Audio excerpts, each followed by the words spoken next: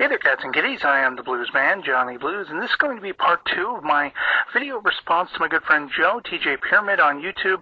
His videos, 5 TV shows, and 10 movies for 30 years.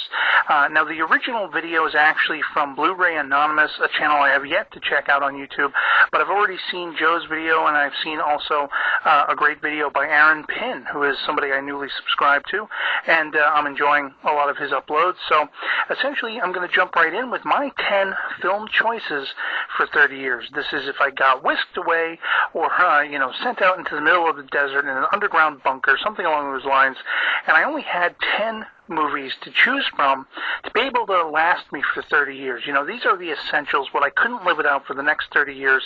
I need to have these in my collection, have them at my side in that predicament. So, of course, I will reserve the right, as I said in my original video with the TV series, that, if this ever does come to pass, I will probably want to, depending on my mood or my interest at the time, change the list up, maybe switch movies in and out and stuff like that. But in any case, as of the time of this recording, here we go, jumping in, and here are my top 10 choices. The first one is going to be the Star Trek feature film collection. This is collecting all 10 of the Star Trek feature films. I don't have the actual box that it was all contained in, but I purchased this a while ago. I have all 10 of them, and they are quintessential viewing, for anybody who is a sci-fi, action, adventure, even comedy fan. Star Trek 4 specifically stands out as a very charming, comical kind of film with a lot of heart, and I just love these films, so that's why they're here.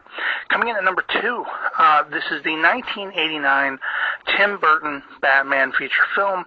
This was another one that stood out to me in my childhood, in my early teens. I mean, I wore out the VHS tape. It got to the point where my parents had to hide the tape and conveniently, air quotes, lose it, because I was watching it so freaking often. So, the style of this film just really had an overtone of comic booky sense to it.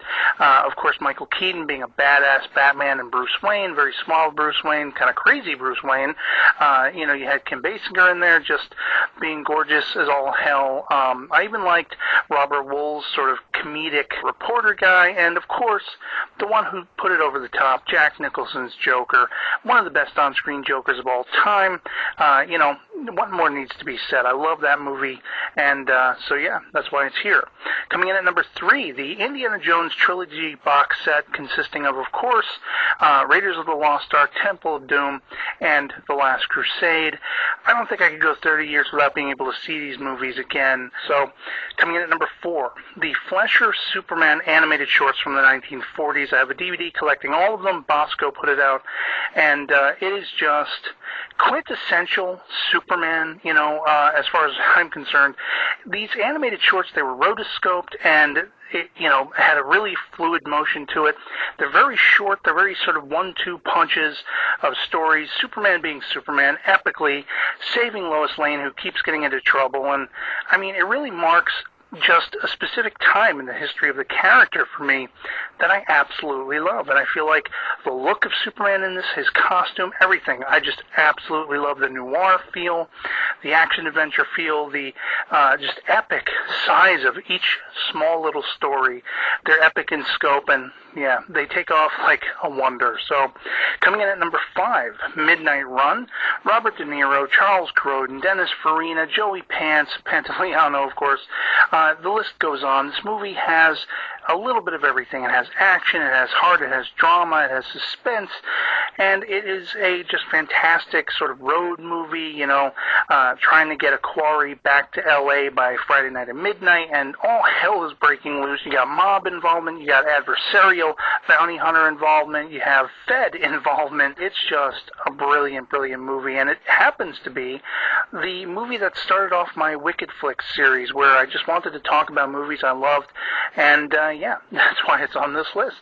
So coming in at number 6, the sci-fi classic, precursor to Star Trek, though it may be, as it was said to have inspired Gene Roddenberry kind of in the direction he wanted to go with Star Trek in the 60s, Forbidden Planet. This movie features, of course, Robbie the Robot, one of the most epic on-screen, automatons ever in the history of cinema, and Leslie Nielsen, just freaking awesome in one of his rarer straight roles rather than comedy like the Naked Gun series and Police Squad, which Naked Gun took off from and everything like that.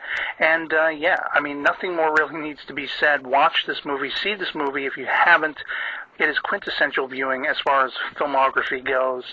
Coming in at number 7 is the 2-pack of Ghostbusters 1 and 2. Of course, Ghostbusters is one of the movies I grew up on.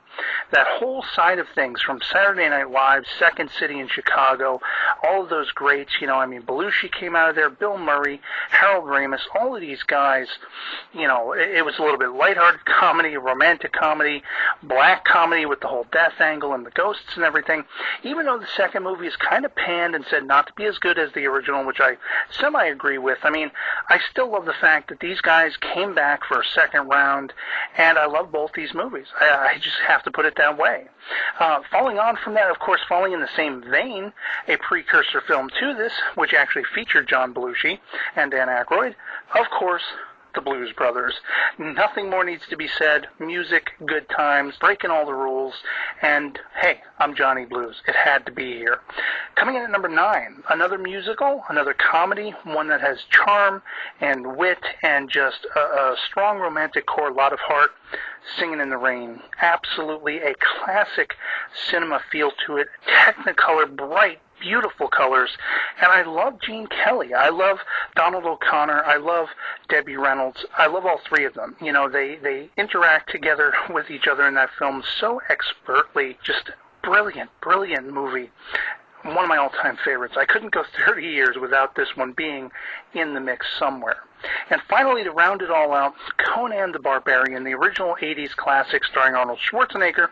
This copy that I have is actually an extended version, which I didn't even know existed. Like the Blues Brothers copy I have, which is like the 25th anniversary edition, it too is extended, so that both of these movies have a lot more depth to them and a lot more additional story that fleshes things out more. And the score, Basil Polydoros, of course, just absolutely amazing. And yeah, so this is my top 10 list of 10 movies for 30 years. That'll be it from me. I hope this video finds you well. I'll catch you all later. Peace.